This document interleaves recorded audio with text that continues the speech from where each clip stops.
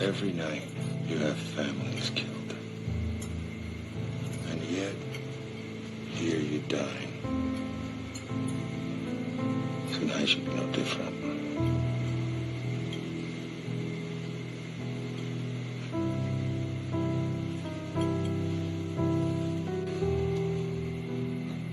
Do you think the people that sent you here are any different? Who do you think we learned it from? The United States has officially designated Mexican drug cartels as terrorist organizations, a move that sparked global controversy and, shockingly, even celebration among some Americans. Why would citizens cheer for cartels over their own military? Let's dive into this explosive story.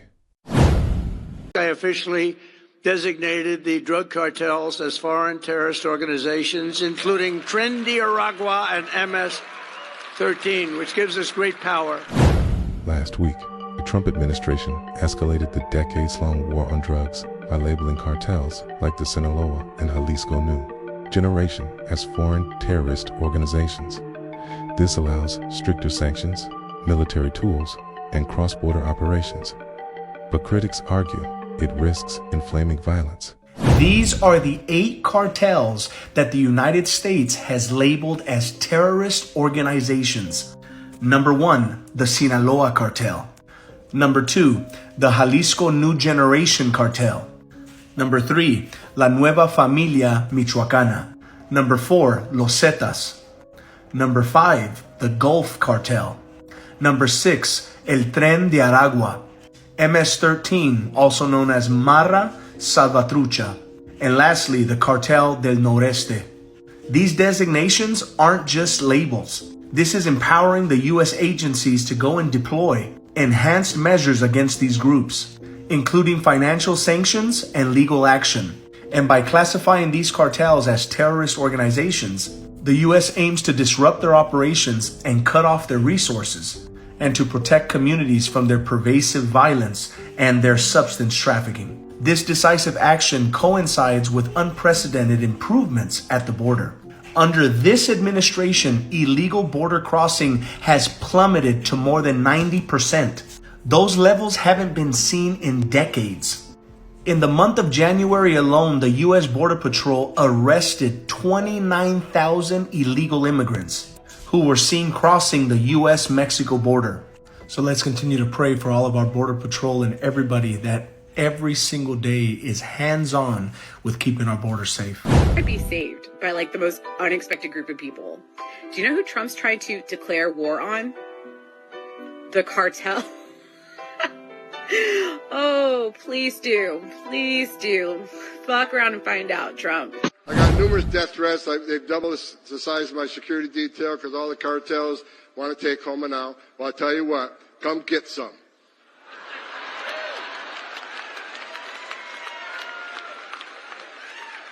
You have killed more Americans than every terrorist organization in the world combined. You are now a terrorist organization. So word out to anybody that assists them, anybody that sells their drugs on the street, anybody that assists these cartels in any way, you are helping a terrorist organization, and the weight of the world's coming down on you. But in a bizarre twist, corners of the internet are hailing cartels as freedom fighters. Viral posts praise cartels for humiliating the U.S. military, citing failed operations or leaked intel.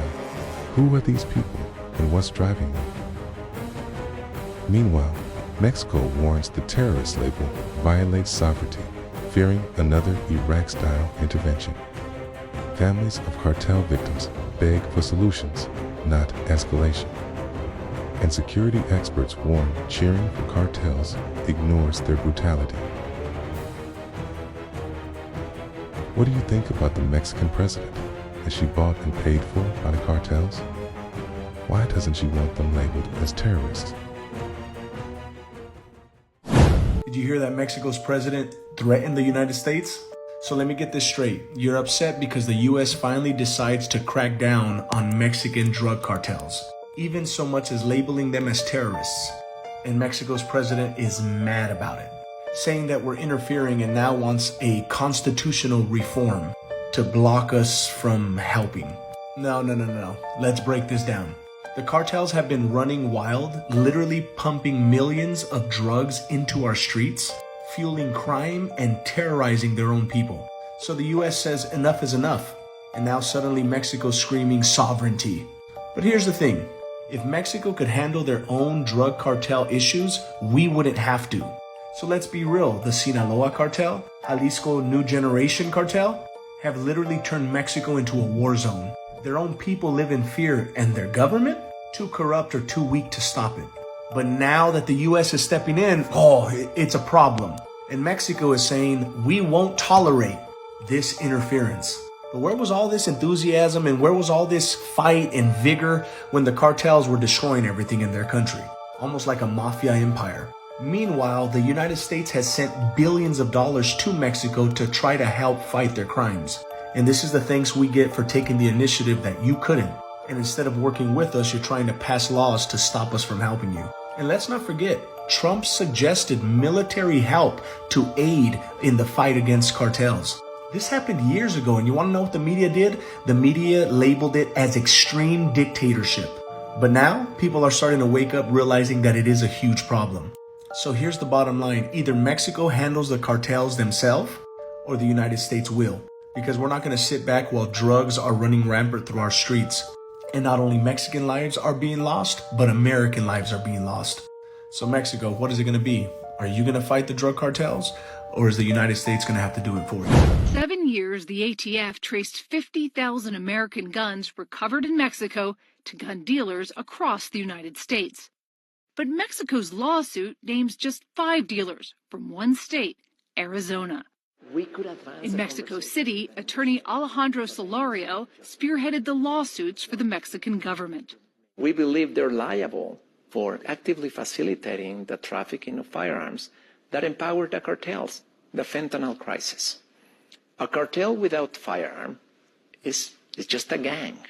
The 5 gun shops that you've named in Arizona, how did you choose those 5 gun shops? It's based on who do we believe are the bad actors in this dynamic. It's difficult to know which gun dealers could be bad actors because U.S. law prohibits the ATF from publicly releasing specific gun trace information. And with the ATF National Tracing Center. But 60 Minutes reviewed internal ATF and Mexican law enforcement documents. According to the documents, 566 guns recovered in Mexico over a 4.5-year period were traced back to the Arizona gun dealers named in Mexico's lawsuit. And nearly 200 of the guns came from one dealer, Ammo AZ, near Phoenix. Verichart Danger Murphy is the store's owner. We sell guns here legally. Murphy declined to be interviewed by 60 Minutes, but after Ammo AZ was named in Mexico's lawsuit, he posted this response online. If we were actually doing something illegal, ATF, FBI would have already shut us down, and I would be in jail. The ATF has said a crime gun trace does not necessarily indicate gun dealer wrongdoing. The hunt in international airspace over in Mexico, looking for the criminal drug cartels and their fentanyl labs. They are ramping up their operations and combating these criminal organizations, something that the president, of course, promises to designate them as a terrorist organization. So these are called MQ-9 Reaper drones, and they're out there carrying out these stealthy, covert missions. And they are not currently armed, but they can be equipped with payloads for precision strikes. The CIA, however, has not been authorized to use these drones to take lethal actions, officials told the New York Times, adding that they do not envision using these drones to conduct airstrikes. For now, the CIA officers in Mexico are passing information that is being collected by these drones to Mexican officials. They are adamant about finding these fentanyl labs, dismantling them, which apparently emit chemicals that make them easier to find from the air. And that's why they are doing this from the air with these drones, because of that access. Now, the CIA has reportedly flown surveillance drones to hunt cartels inside Mexico before, partnering with Mexican authorities. But here's the deal. With the more recent flights that were communicated to Congress, they were actually under the Trump administration using a particular notification that's reserved for new or updated covert programs that the CIA intends either to conceal or deny. That is what a source familiar with the matter said. This declaration marks a dangerous new chapter while most Americans backstopping cartels. The fringe applause reveals a deeper divide: distrust in institutions, polarization, and the viral power of outrage. The road ahead is fraught and the world is watching.